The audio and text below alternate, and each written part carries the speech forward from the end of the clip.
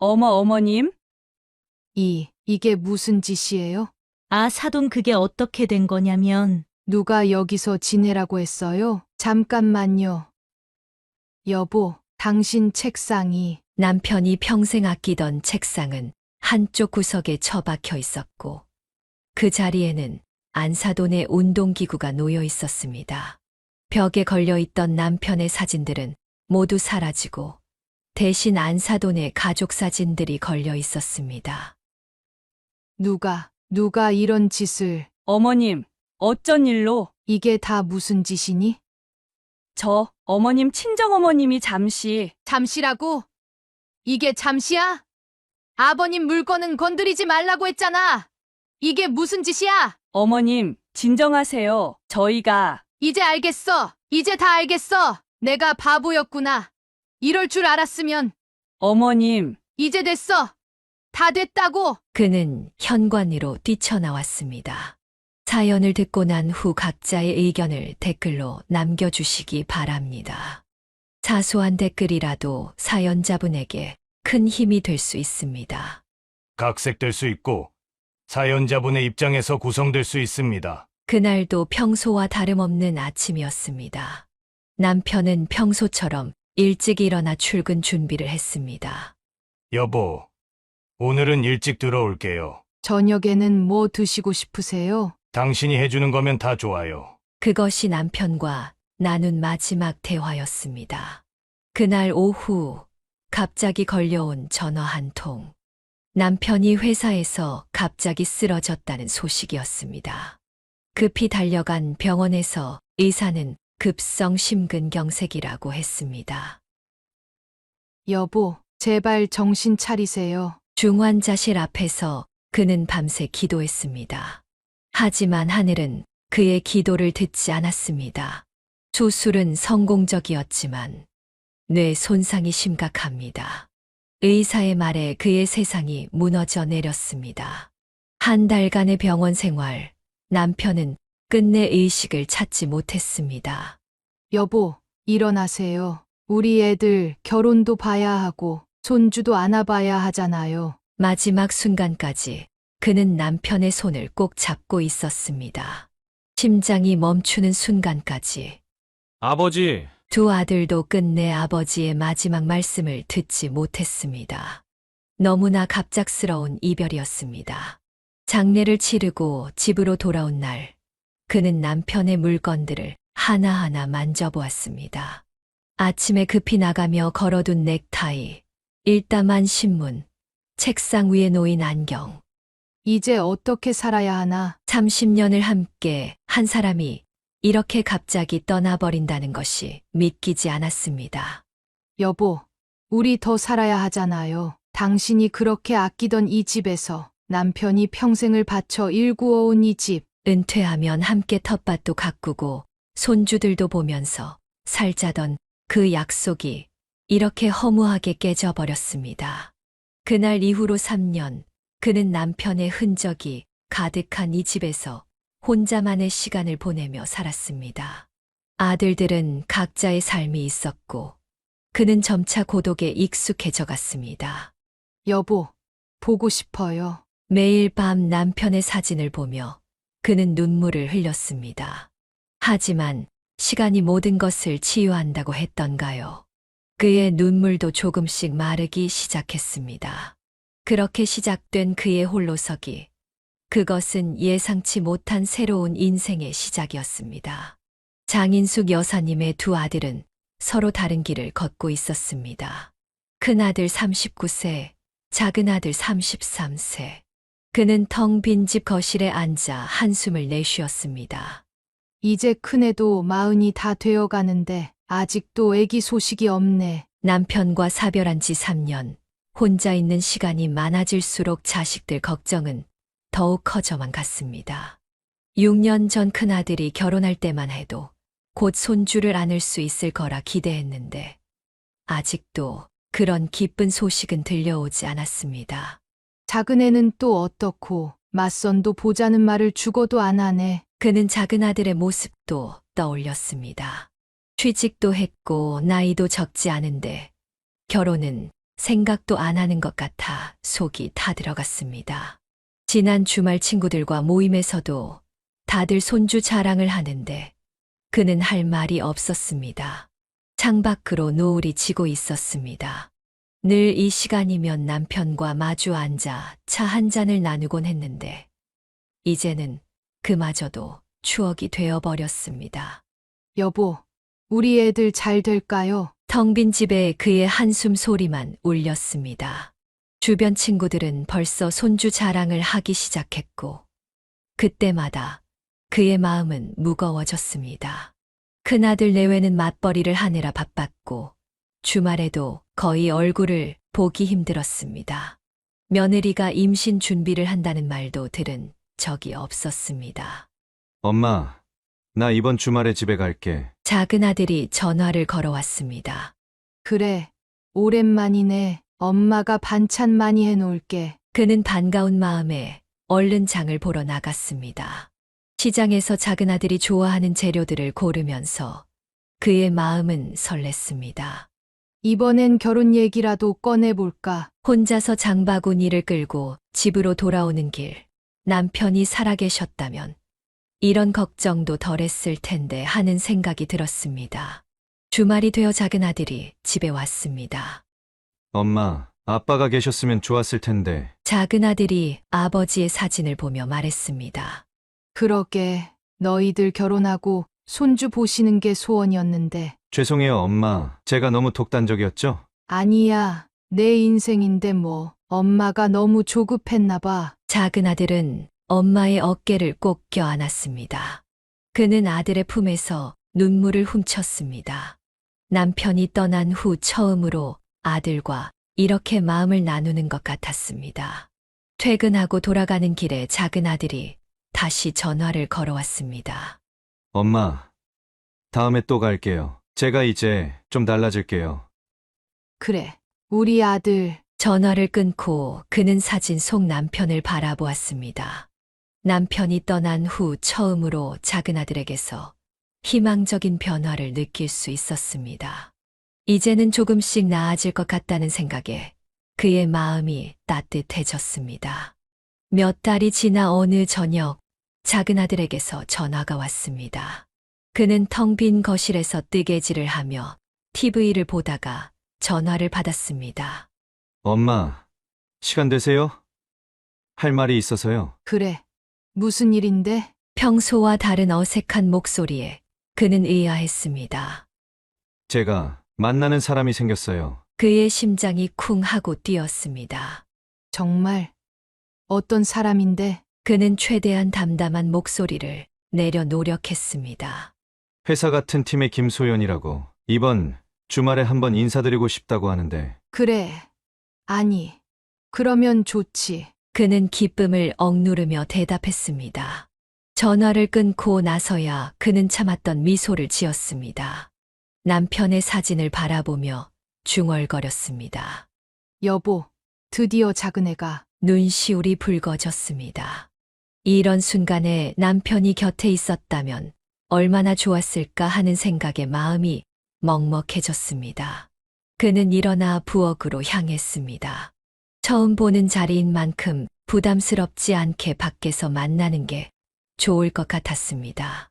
아들아, 첫 만남은 식당에서 하는 게 어떨까? 네, 저도 그게 좋을 것 같아요. 이번 주말에 식사 한번 같이 하시죠. 토요일 저녁 약속한 식당에서 그는 작은 아들의 여자친구를 처음 만났습니다. 단정하고 예의 바른 모습의 소연이 인사를 건넸습니다. 안녕하세요. 어머님 처음 뵙겠습니다. 저는 김소연이라고 합니다. 어서 와요. 우리 작은 애랑은 어떻게 만나게 된 거예요? 같은 팀에서 일하다가 자연스럽게 가까워졌어요. 벌써 5개월이 되어 가네요. 식사하는 내내 그는 소연의 이야기를 유심히 들었습니다. 회사에서 인정받는 실력자라는 것, 부모님과 함께 살면서도 자신의 몫은 스스로 해결한다는 것, 요리에 관심이 많다는 것까지 모든 게 마음에 들었습니다. 다음에는 제가 직접 요리해드리고 싶어요. 어머님. 그래요. 기회가 되면 우리 집에서. 집으로 돌아와 그는 남편의 사진 앞에 앉았습니다. 여보, 우리 작은애 참 좋은 사람 만났어요. 당신이 보셨으면 얼마나 좋아하셨을까. 그는 사진 속 남편의 미소를 바라보며 눈물을 닦았습니다. 오랫동안 기다려온 작은 아들의 연애 소식. 그것만으로도 충분히 기쁜 하루였습니다. 이제 큰아들의 아이 소식만 들려온다면 더 바랄 게 없을 것 같았습니다. 일주일이 지나 큰아들 부부가 집에 왔을 때 그는 작은 아들의 여자친구 소식을 전했습니다. 거실에 걸린 남편의 사진을 바라보며 큰아들 부부와 마주 앉았습니다. 이번에 작은애가 여자친구 생긴 거 알아? 그는 기쁜 마음에 며느리에게 말을 꺼냈습니다. 네. 아, 그러시군요. 큰며느리의 반응이 생각보다 차가웠습니다. 지난주에 만났는데 참 괜찮더라고. 이번 주말에 집에서 다 같이 식사라도 하면 어떨까? 어머님, 그건 좀. 큰며느리가 곤란한 표정을 지으며 말을 이었습니다. 아직 결혼도 약속하지 않은 사이에 벌써 집에 데려오시는 건 좀 이른 것 같아요. 아니, 그래도 가족들끼리 한 번은. 요즘 젊은 사람들은 그렇게 안 해요. 서로 부담스러워할 것 같은데. 큰며느리의 말에 그는 말문이 막혔습니다. 큰아들도 아내의 편을 들었습니다. 나야 작은애가 좋은 사람 만난 것 같아서. 그는 속상한 마음을 감추지 못했습니다. 어머님, 절대 반대하는 건 아니에요. 다만 시기가 너무 이른 것 같아서. 큰며느리가 조심스럽게 말을 이었습니다. 결혼을 전제로 만나는 게 아니라면 너무 서두르실 필요는 없잖아요. 저도 처음 어머님 뵐 때 얼마나 부담스러웠는지 아세요? 그는 창밖을 바라보았습니다. 남편이 살아계셨다면 이런 상황에서 어떤 말씀을 하셨을까 하는 생각이 들었습니다. 그래, 내 말도 일리가 있구나. 저녁 식사를 마치고 큰아들 부부가 돌아간 후 그는 혼자 남편의 사진을 바라보았습니다. 여보, 내가 너무 서두르나요? 그래도 작은애가 좋은 인연 만난 것 같아서. 그때 작은 아들에게서 전화가 왔습니다. 엄마, 이번 주말에 소연이가 요리해드리고 싶다고 하는데 그는 잠시 망설였습니다. 아들아, 그게 네, 조금 더 시간을 가지는 게 어떨까? 처음부터 너무 서두르면. 전화 너머로 작은 아들의 한숨 소리가 들렸습니다. 형수님이 뭐라고 하셨죠? 아니, 그게 아니라. 알겠어요. 엄마, 나중에 다시 얘기해요. 작은 아들이 전화를 끊었습니다. 그의 목소리에서 실망감이 묻어났습니다. 밤이 되어 그는 텅 빈 집에서 남편의 사진을 바라보며 한숨을 쉬었습니다. 이런 상황에서 남편이었다면 분명 지혜로운 조언을 해주었을 텐데 혼자서 이런 결정들을 해야 한다는 게 때로는 너무 무거웠습니다. 다음 날 큰며느리에게서 문자가 왔습니다. 어머님, 저 때문에 마음 상하신 거 아니시죠? 그는 한참을 고민하다가 답장을 보냈습니다. 아니야. 내 말이 맞아. 내가 너무 서둘렀나 봐. 하지만 그의 마음 한켠에는 여전히 답답함이 자리 잡고 있었습니다.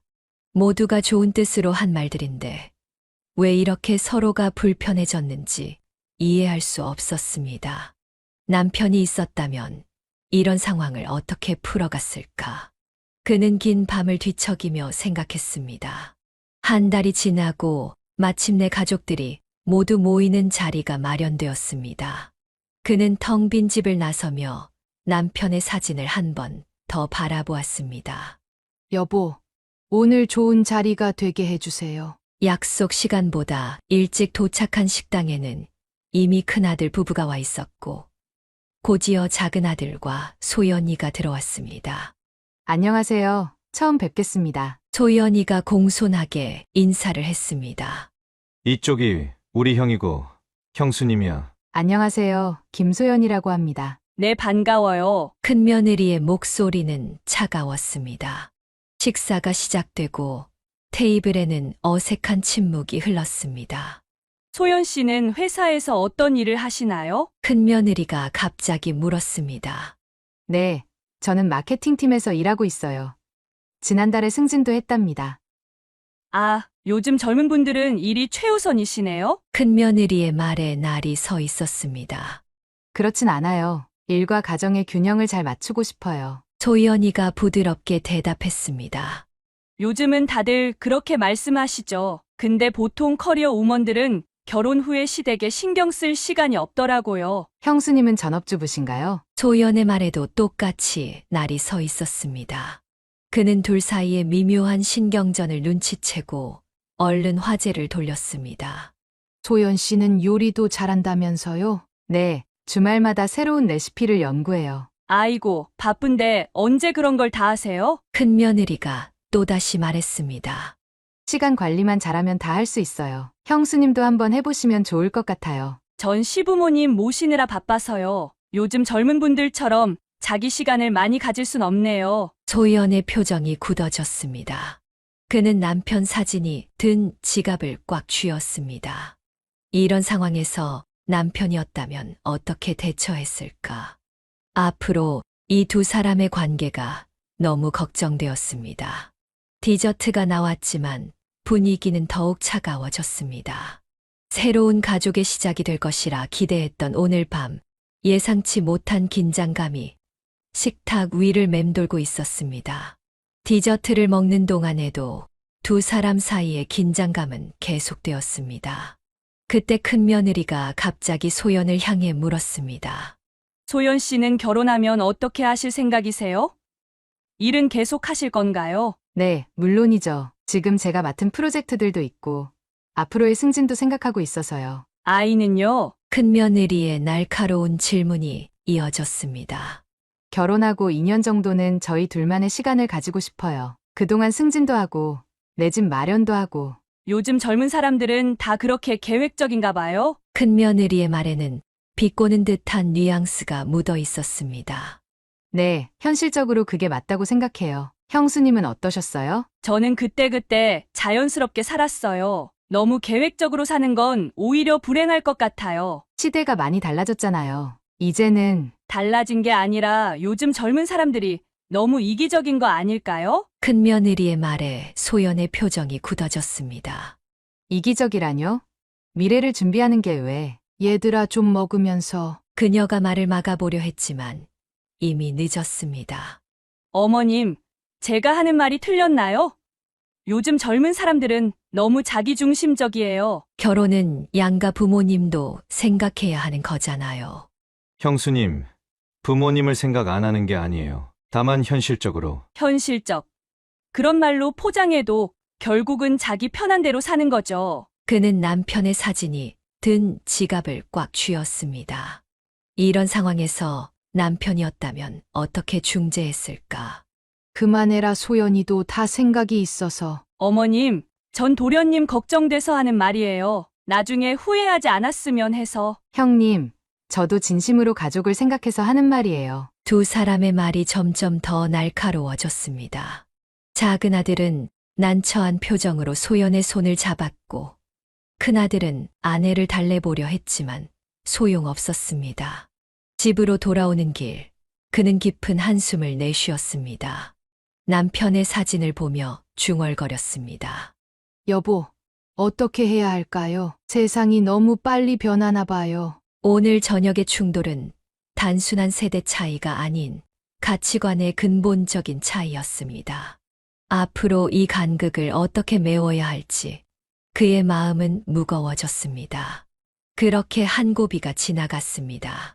그리고 얼마 지나지 않아 다른 사건이 생겼습니다. 처음에는 그저 무심한 관심이라고 생각했습니다. 큰며느리가 집안 구석구석을 둘러보며 이것저것 물어보는 것을. 어머님, 이 집 참 좋은 자리에 있네요? 그래, 너희 아버님이 평생 모아서 산 거야. 역세권에다가 학군도 좋고 나중에 재개발되면 대박 날 것 같아요. 그때는 그저 며느리의 평범한 관심으로만 들렸습니다. 어느 날 이웃집 순자 씨가 찾아왔습니다. 장 여사님, 며느님이 요즘 부동산을 자주 들리시나 봐요? 부동산이요? 네, 여기 시세도 알아보고 김 사장이 그러더라고요. 그의 마음에 작은 불안이 피어나기 시작했습니다. 며칠 후 현관문 앞에서 우연히 큰며느리의 전화 통화가 들렸습니다. 그래, 여기가 역세권이야. 우리 시어머니 댁 지하철역이랑 가깝고 학교도 바로 앞이야. 나중에 애 낳으면 완전 좋을 것 같아. 가슴이 철렁 내려앉았습니다. 남편이 평생을 바쳐 장만한 이 집을 며느리는 그저 부동산으로만 보고 있었던 것입니다. 시간이 지날수록 며느리의 본색이 드러났습니다. 주말마다 찾아와서는 집의 이곳저곳을 살피더니 이제는 아예 노골적으로 집 이야기를 꺼내기 시작했습니다. 어머님, 이 집 유지비가 많이 드시죠? 나이 드시면 관리도 힘드실 텐데. 표면적으로는 걱정하는 말투였지만 그 속내는 이미 뻔했습니다. 마을 사람들의 이야기가 하나둘 들려왔습니다. 며느리가 이웃들에게 은근히 시어머니 건강을 걱정하는 척하며 집 관련 정보를 캐물었다는 것을. 장 여사님 댁이 이 동네에서 제일 좋은 자리 아니에요? 며느님이 그러시더라고요. 어머님 혼자 계시기엔 너무 크다고. 결정적인 순간은 어느 날 저녁 마당에서 들린 큰아들 부부의 대화였습니다. 여보, 우리가 이 집으로 들어오면 어떨까요? 어머님은 좀 더 작은 집으로 모시고. 그래도 이건 좀. 당신도 봐요. 어머님 혼자선 이 큰 집 감당하기 힘드실 거예요. 우리가 사는 게 다 좋은 거 아니에요? 그날 밤 그는 뜬 눈으로 밤을 지새웠습니다. 여보, 우리 며느리가 이런 속셈이었을 줄이야. 창밖으로 달빛이 차갑게 비쳐들었습니다. 그의 마음도 그 달빛처럼 차갑게 식어갔습니다. 몇 달이 지나고 작은아들의 결혼 이야기가 구체화되면서 집안 분위기가 미묘하게 변하기 시작했습니다. 특히 큰며느리의 행동이 달라졌습니다. 어머님, 혼자 계시면 많이 외로우시죠? 이번 주에 찾아뵈려고 하는데. 평소 3달에 한 번 정도 얼굴을 비추던 큰며느리가 일주일에 2~3번씩 찾아오기 시작했습니다. 웬일이니? 바쁜데. 아니에요. 어머님 생각하면 마음이 쓰여서. 그러던 어느 날 큰며느리가 집안을 둘러보며 말을 꺼냈습니다. 어머님, 이 방은 어떻게 쓰세요? 글쎄, 그냥 살림 도구랑 옷가지들 넣어두는데. 아, 이 방이면 애기 방으로 참 좋겠는데요. 햇빛도 잘 들고. 그는 큰며느리의 말의 순간 긴장했습니다. 어머님, 사실 큰 방도 너무 넓으신 것 같아요. 혼자 계시기에는. 그래도 이 집에서 살아온 세월이 있는데. 제 말은 어머님도 편하시라고. 큰며느리의 말 속에 숨은 의도가 느껴졌습니다. 그는 남편의 사진을 바라보았습니다. 어머님, 혹시 도련님 결혼하면 어디 사실 거예요? 글쎄 다 아직 생각 안 해봐서 잘 모르겠는데. 그런 얘기는. 새 신혼집을 마련하시겠죠? 큰며느리의 말에는 날이 서 있었습니다. 요즘 전세값이 많이 올랐더라고요. 도련님도 힘드실 텐데. 그때 현관벨이 울렸습니다. 작은 아들이었습니다. 어머, 도련님 오셨네요. 큰며느리의 목소리가 갑자기 달라졌습니다. 형수님, 웬일이세요? 어머님이 혼자 계시니까 자주 들르려고요. 작은 아들은 의아한 표정을 지었습니다. 그동안 큰며느리가 발길을 뜸하게 했던 것을 잘 알고 있었기 때문입니다. 어머니, 이제 저도 자주 올게요. 소연이랑 같이. 그래. 너희들 바빠서 어디. 저녁 식사 자리에서 큰며느리는 계속해서 집 이야기를 꺼냈습니다. 도련님, 결혼하시면 신혼집은 어디로 생각하세요? 아직 구체적으로 생각은. 요새 집값이 너무 비쌌죠? 전세도 만만찮고. 그는 밥숟가락을 내려놓았습니다. 큰며느리의 의도가 너무나 뻔히 보였기 때문입니다. 나는 아직 이 집에서 살 거야. 그의 단호한 말에 식탁에 정적이 흘렀습니다. 어머님, 이 집에는 너희 아버지와의 추억이 가득해. 아직은 내가 이 집을 지킬 거야. 큰며느리는 말없이 밥을 덜어냈습니다. 작은 아들은 어머니를 걱정스럽게 바라보았습니다. 집을 나서며 큰며느리가 마지막으로 말했습니다. 어머님, 제가 걱정돼서 그래요. 이 큰 집에서 혼자 계시는 게. 하지만 그는 알고 있었습니다. 이것이 단순한 걱정이 아니라는 것을. 남편이 떠난 후 처음으로 그는 가족들 사이에서 큰 갈등이 시작되고 있음을 느꼈습니다. 그렇게 긴장감이 감돌던 어느 날, 큰아들에게서 전화가 왔습니다. 엄마, 좋은 소식이 있어요. 응, 무슨, 아내가 임신했어요. 그의 눈시울이 붉어졌습니다. 6년을 기다린 소식이었습니다. 정말이니? 네. 어제 병원에서 확인했어요. 이제 10주 됐대요. 그는 남편의 사진을 바라보았습니다. 여보, 드디어 손주가 생겼어요. 기쁨의 눈물을 닦으며 그는 다시 전화를 들었습니다. 그런데 엄마, 큰아들의 목소리가 조심스러워졌습니다. 아내가 좀 불안해해서 혹시 출산할 때까지 엄마 집에서 지내면 안 될까요? 순간 그의 마음이 복잡해졌습니다. 우리 집에서? 네, 집 근처에 큰 병원도 있고 전화를 끊고 그는 한참을 생각에 잠겼습니다. 얼마 전 큰며느리가 보였던 집에 대한 관심이 떠올랐습니다. 다음 날 큰아들 부부가 찾아왔습니다. 어머님, 아기는 건강하대요. 큰며느리의 표정이 한결 부드러워져 있었습니다. 다행이구나. 입덧은 없고. 아직은 괜찮아요. 그런데 어머님, 큰며느리가 조심스럽게 말을 이어갔습니다. 병원이 멀어서 좀 걱정이에요. 혹시 출산할 때까지만. 둘이 방은 써도 되는데. 그의 말에 큰며느리의 눈이 반짝였습니다. 정말요? 어머님, 하지만 아기 낳고 나면 돌아가야 해. 순간 큰며느리의 표정이 굳어졌습니다. 네, 물론이죠. 그날 저녁 작은 아들이 소연과 함께 찾아왔습니다. 엄마, 형수님 임신했다면서요? 축하드려요. 소연이 진심으로 기뻐하는 것 같았습니다. 근데 여기서 지내신다고요? 작은 아들의 표정이 걱정스러워졌습니다. 그래. 병원이 가깝잖아. 엄마, 형수님이 그동안 집 얘기 꺼냈던 거. 작은 아들의 말에 그도 고개를 끄덕였습니다. 알아. 엄마도 알아. 어머님, 제가 자주 와서 도와드릴게요. 소연의 말에 그는 따뜻한 미소를 지었습니다.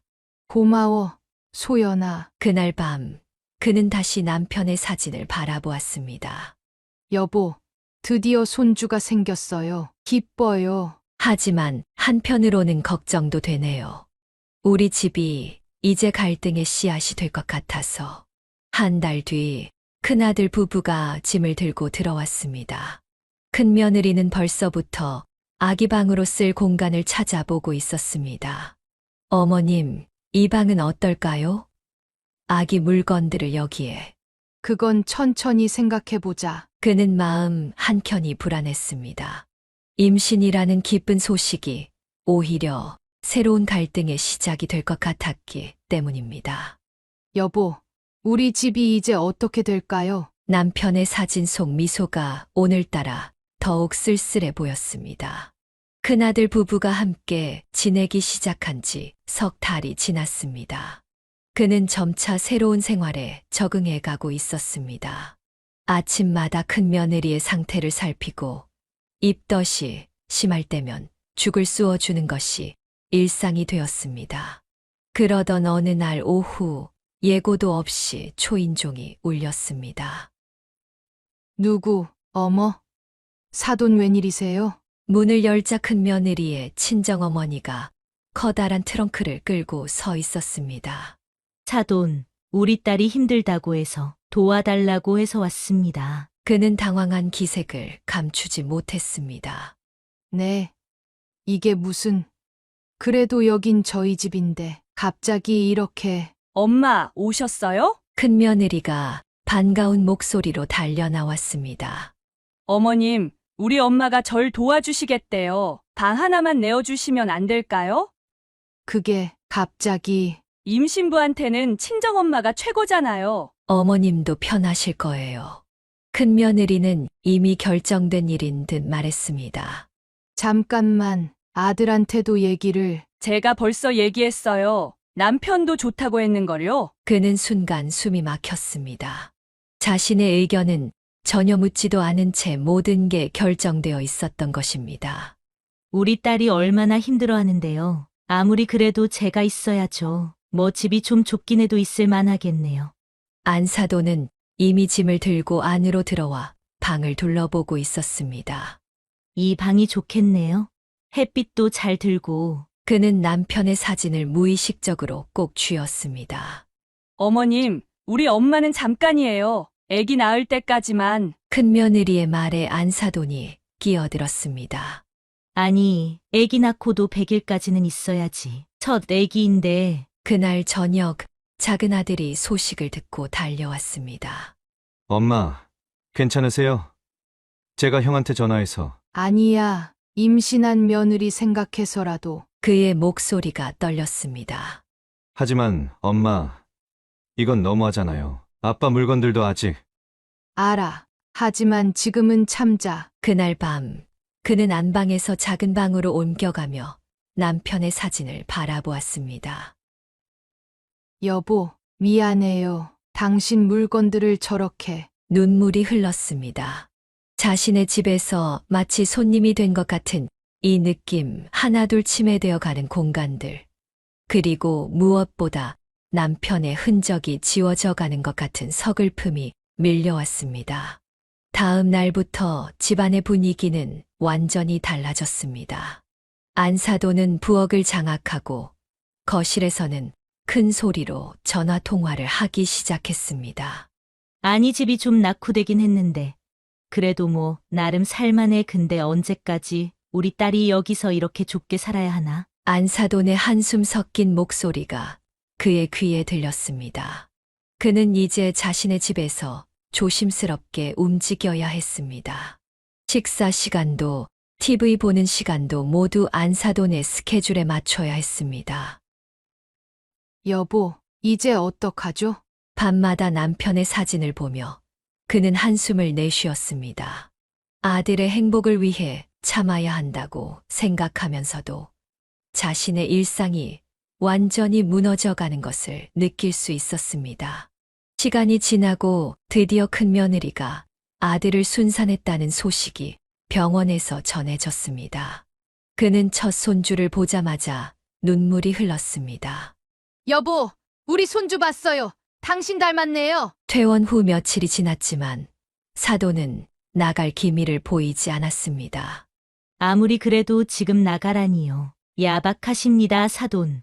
그래도 우리 애기 100일까지는 봐줘야죠. 100일이요?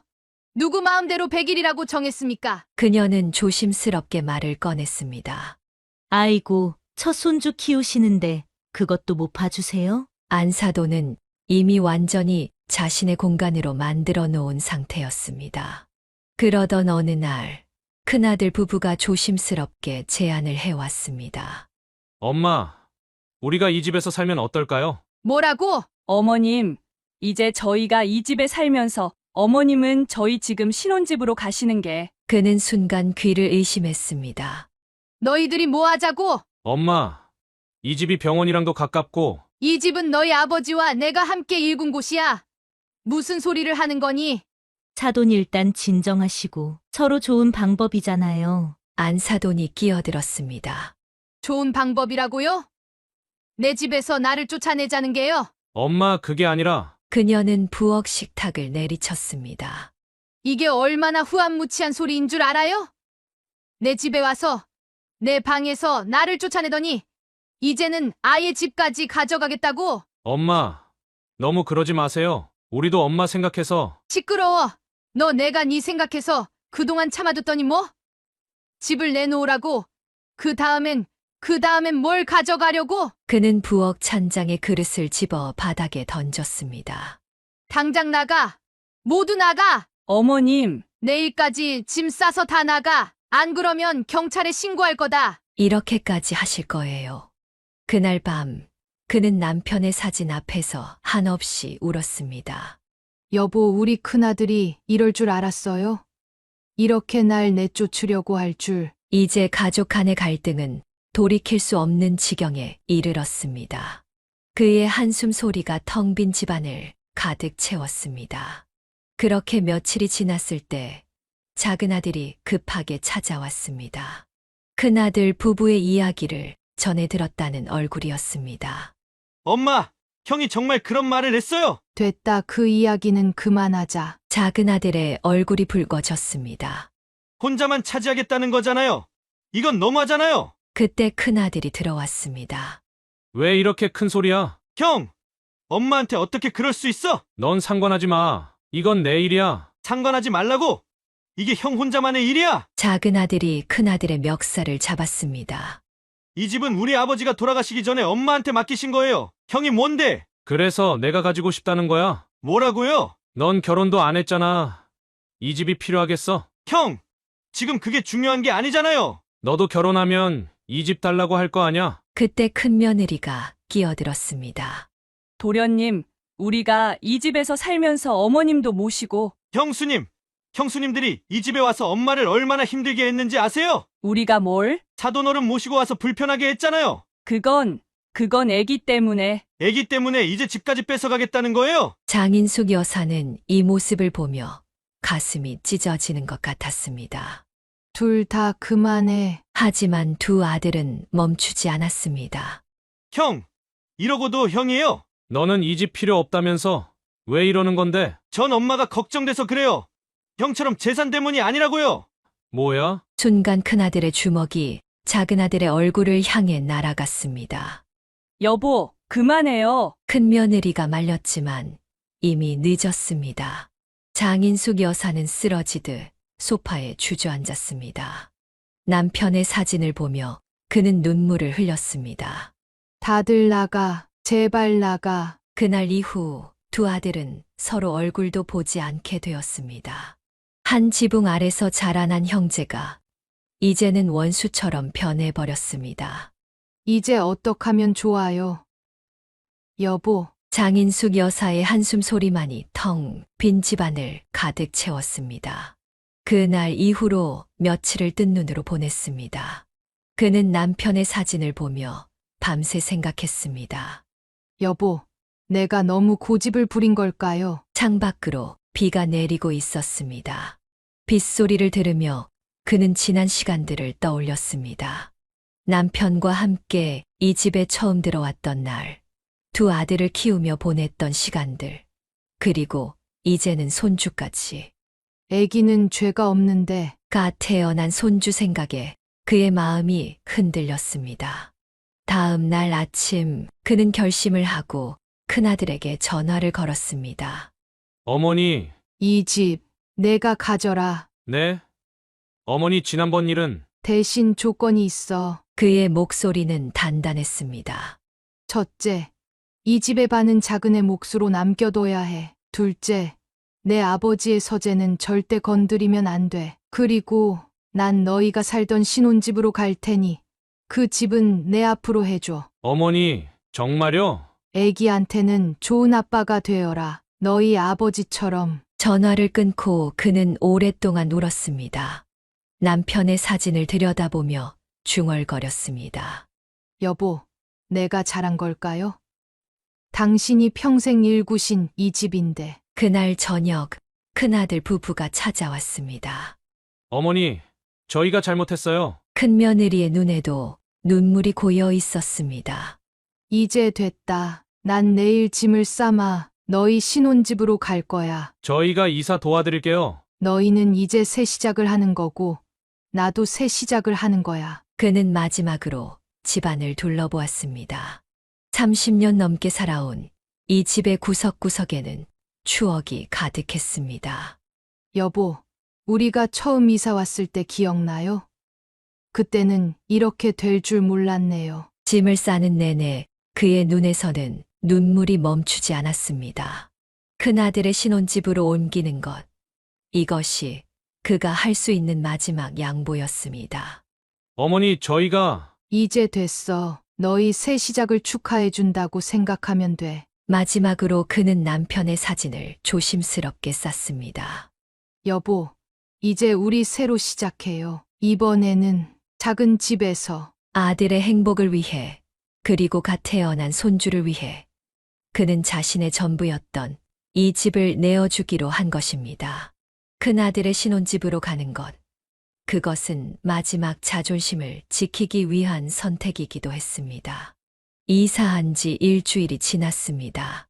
그는 문득 남편의 유품 중 하나를 깜빡했다는 것을 떠올렸습니다. 여보의 시계 서랍에 두고 왔네. 그는 아침 일찍 버스를 타고 예전 집으로 향했습니다. 열쇠를 돌리고 들어선 현관은 낯설게 느껴졌습니다. 이상하다. 신발이. 안사돈의 구두가 현관에 놓여 있었습니다. 그의 심장이 쿵쾅거리기 시작했습니다. 발걸음을 옮기던 그는 안방에서 들리는 소리에 멈춰섰습니다. 여기가 훨씬 좋지. 전에 집은 너무 좁았어. 안사돈의 목소리였습니다. 그는 천천히 안방 문을 밀었습니다. 어머님? 안사돈은 침대에 앉아 전화 통화를 하고 있었습니다. 그의 눈앞이 캄캄해졌습니다. 남편과 함께 썼던 그 침대, 그 자리에 안사돈이 버젓이 앉아 있었습니다. 이게 무슨 짓이에요? 아, 사돈 그게 어떻게 된 거냐면 누가 여기서 지내라고 했어요? 그의 목소리가 떨렸습니다. 방을 둘러보니 안사돈의 물건들이 곳곳에 널려 있었습니다. 남편의 장롱은 어딘가로 치워져 있었고 그 자리에는 안사돈의 화장대가 자리 잡고 있었습니다. 잠깐만요. 그는 서재로 뛰어갔습니다. 문을 열자마자 그는 그 자리에 주저앉고 말았습니다. 여보, 당신 책상이. 남편이 평생 아끼던 책상은 한쪽 구석에 처박혀 있었고 그 자리에는 안사돈의 운동기구가 놓여 있었습니다. 벽에 걸려 있던 남편의 사진들은 모두 사라지고 대신 안사돈의 가족 사진들이 걸려 있었습니다. 누가 이런 짓을. 그때 큰며느리가 들어왔습니다. 어머님, 어쩐 일로? 이게 다 무슨 짓이니? 저 어머님 친정어머님이 잠시라고? 이게 잠시야? 그는 부들부들 떨리는 손으로 서재 한켠에 처박혀 있는 남편의 물건들을 만졌습니다. 아버님 물건은 건드리지 말라고 했잖아. 이게 무슨 짓이야? 어머님, 진정하세요. 저희가 이제 알겠어. 이제 다 알겠어. 그는 갑자기 웃음을 터뜨렸습니다. 차라리 미쳐버리고 싶은 심정이었습니다. 내가 바보였구나. 이럴 줄 알았으면. 어머님, 이제 됐어. 다 됐다고. 그는 현관으로 뛰쳐나왔습니다. 뒤에서 큰며느리가 뭐라고 외치는 소리가 들렸지만 귀에 들어오지 않았습니다.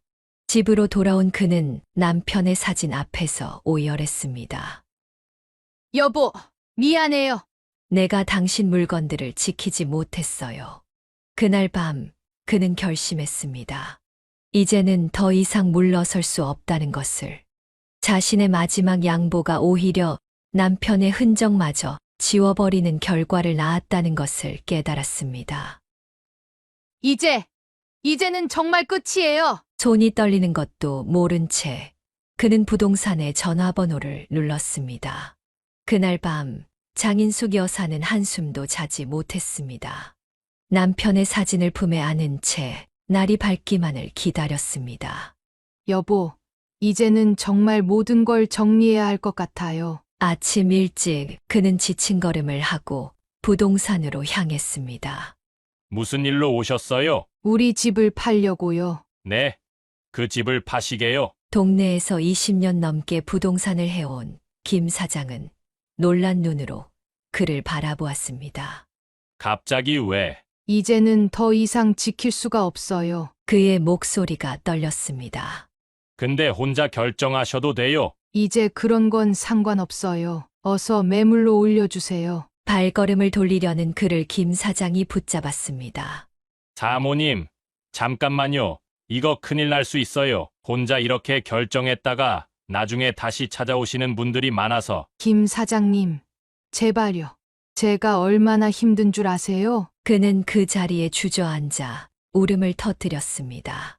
어제 본 광경, 남편의 흔적이 모두 사라진 그 집의 모습이 자꾸만 떠올랐습니다.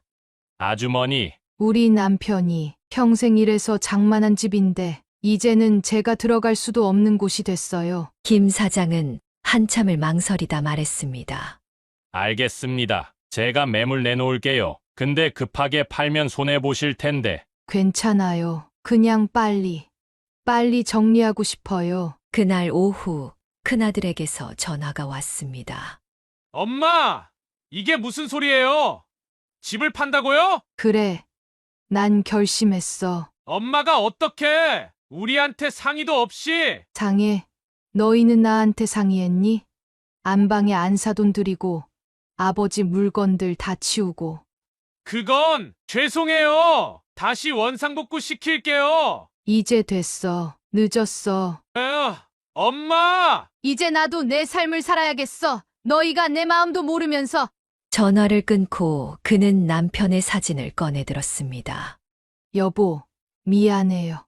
당신이 그렇게 아끼던 집인데. 하지만 이제는 정말 팔아야 할 것 같아요. 우리 추억이 더 짓밟히기 전에. 그때 현관벨이 울렸습니다.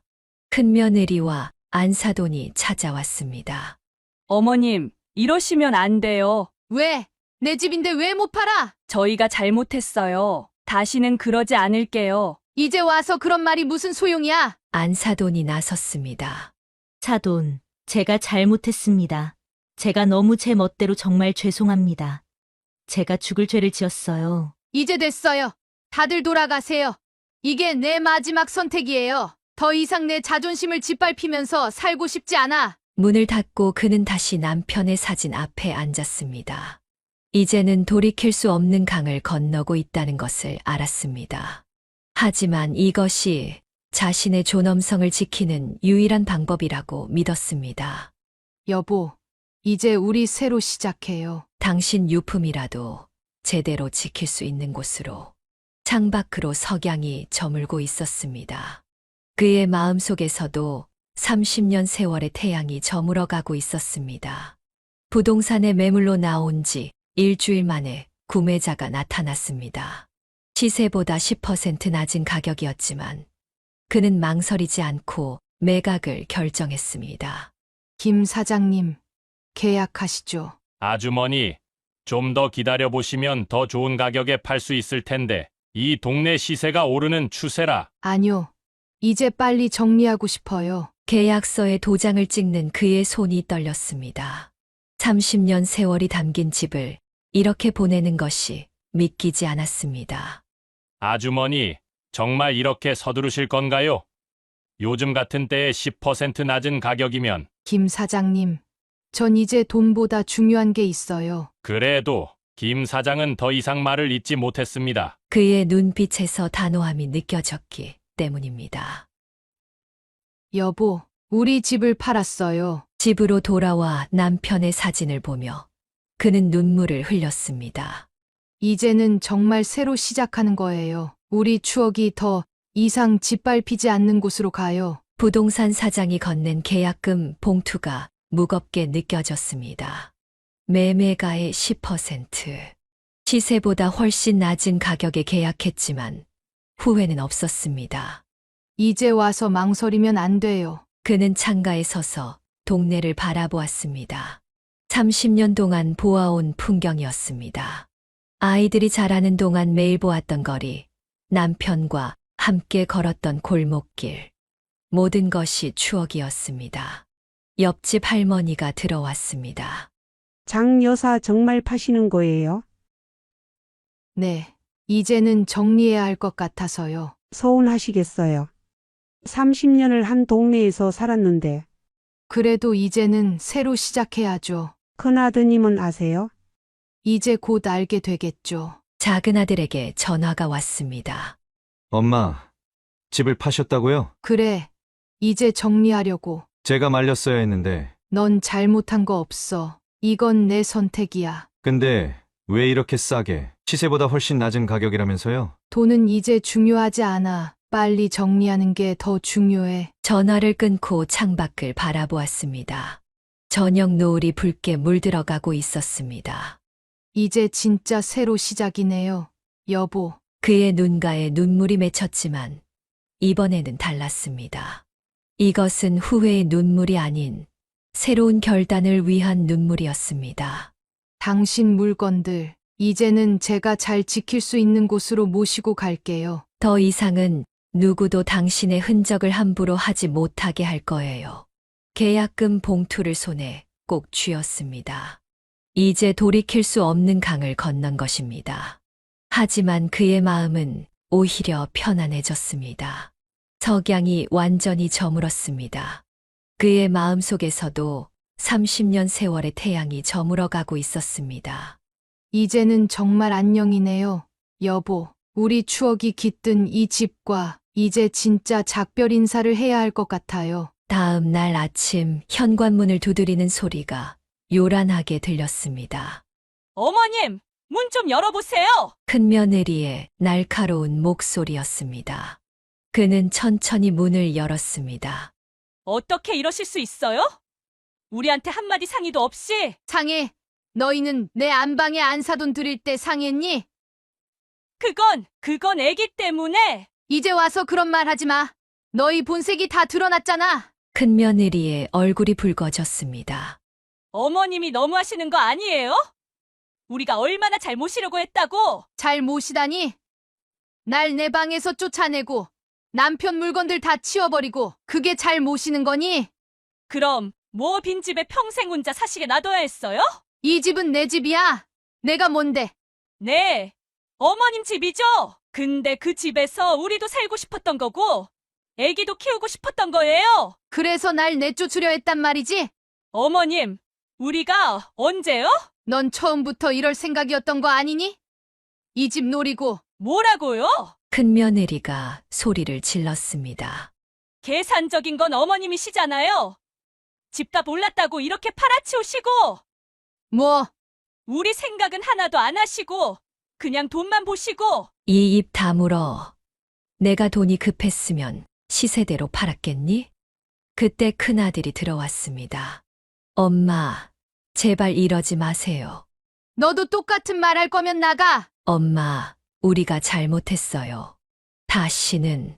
이제 와서 그런 말이 무슨 소용이야? 어머님은 진짜 독하시네요. 큰며느리가 비웃듯 말했습니다. 그래, 난 독한 시어머니야. 근데 너는 시어머니 등쳐서 집 뺏으려던 며느리는 뭐가 다르니? 어머님! 이제 됐어. 다 나가. 내일이면 이 집 새 주인이 오실 거야. 엄마, 그리고 하나 더. 이제부터 난 너희 엄마 아니야. 너희도 이제 내 자식 아니야. 방문을 쾅 닫는 소리가 들렸습니다. 그는 떨리는 손으로 남편의 사진을 꺼내들었습니다.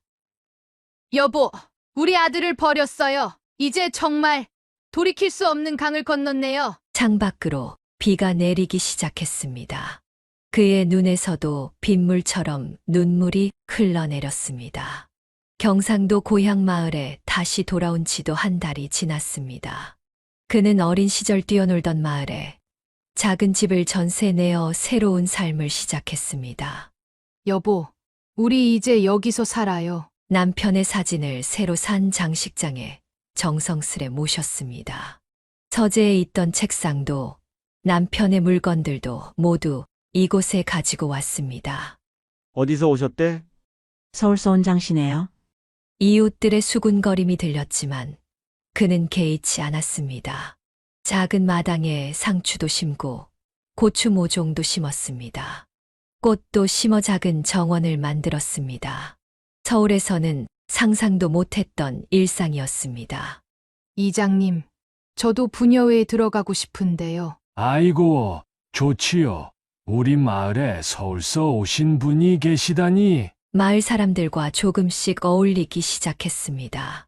부녀회 모임에서 김치도 담그고 명절 준비도 함께 했습니다. 장 여사는 손맛이 좋네. 서울서 살림 30년 했으니까. 더 이상 아들의 전화는 오지 않았습니다. 가끔 그들 생각이 날 때면 마당의 꽃밭을 바라보았습니다. 여보, 전 이제 괜찮아요. 우리 둘만의 삶도 나쁘지 않네요. 아침이면 들기를 산책하고 저녁이면 마을 노인정에서 이웃들과 이야기를 나눴습니다. 시간이 지날수록 마음의 상처도 조금씩 아물어갔습니다. 장 여사, 내일 산나물 뜯으러 가실라요? 네. 저도 같이 가고 싶어요. 봄이면 산나물을 뜯고, 가을이면 밤을 줍고, 계절의 변화를 온몸으로 느끼며 살았습니다. 여보, 이렇게 사는 것도 행복하네요. 당신이 계셨다면 얼마나 좋아하셨을까. 어느 날은 해가 저물 때까지 마당에 앉아 하늘을 바라보았습니다. 서울에서는 미처 보지 못했던 별들이 반짝였습니다. 이제야 제 삶을 찾은 것 같아요. 더 이상 누군가의 어머니나 시어머니가 아닌 그저 장인숙으로 살아가는 일상이 편안했습니다. 장 여사님, 내일 탑방 가실래요? 절에 다녀오시죠. 이웃들과 절에도 다니고 마을 행사에도 참여하면서 그의 삶은 조금씩 새로워졌습니다. 여보, 우리가 이렇게 살 줄 누가 알았겠어요. 그래도 이제는 제가 선택한 삶이라 후회는 없어요. 마을 뒷산에 올라 저녁 노을을 바라보며 그는 생각했습니다. 이제야 비로소 자신만의 삶을 살고 있다는 것을. 고향에서의 평화로운 생활이 이어지던 어느 날 작은 아들에게서 전화가 왔습니다. 엄마, 저 결혼합니다. 순간 그의 눈시울이 붉어졌습니다. 그래, 소연이랑 네, 엄마가 와주셨으면 좋겠어요. 잠시 침묵이 흘렀습니다. 당연히 가야지. 너는 내 아들인데. 전화를 끊고 그는 남편의 사진을 바라보았습니다. 여보, 작은애가 결혼한대요. 제가 가도 될까요? 결혼식장으로 향하는 버스 안에서 그는 생각에 잠겼습니다. 큰아들을 만나게 될지도 모른다는 생각에 가슴이 떨렸습니다. 어머님, 소연이가 달려와 그를 안았습니다. 많이 예뻐졌구나. 보고 싶었어요. 근데 어머님도 더 건강해 보이세요. 신부 대기실에서 그는 소연의 웨딩드레스를 매만져 주었습니다. 어머님, 아주버님이랑 형님도 온다고 하시네요. 그래, 당연히 와야지. 형제인데. 하객들이 하나둘 모이기 시작했습니다. 그는 조용히 맨 뒷자리에 앉았습니다. 엄마, 뒤에서 들리는 목소리에 그는 천천히 고개를 돌렸습니다. 큰 아들이었습니다. 잘 지냈니? 어색한 침묵이 흘렀습니다. 도련님 결혼식인데 앞자리로 가셔야죠. 큰 며느리가 말했습니다. 그의 목소리에는 미안함이 묻어 있었습니다. 결혼 행진곡이 울리고 작은 아들과 소연이가 입장했습니다. 그는 눈물을 참으며 아들을 바라보았습니다. 여보, 우리 작은애 보세요. 많이 행복해 보이죠? 식이 끝나고 하객들이 떠나갈 때였습니다. 어머님, 소연이가 다가와 그의 손을 잡았습니다. 앞으로 자주 찾아뵐게요. 고향이 멀어도. 그래, 너희 생활에 충실하면 돼. 큰아들 가족이 다가왔습니다. 그는 잠시 망설이다 고개를 끄덕였습니다. 그래, 오려면 와라. 마지막으로 작은 아들이 그녀를 껴안았습니다. 엄마, 걱정 마세요. 저 잘 살게요. 그래, 내 아버지처럼 가정을 잘 지키는 남자가 되어라. 돌아오는 버스 안에서 그는 창밖을 바라보았습니다. 오늘 하루 많은 것이 변한 것 같았습니다.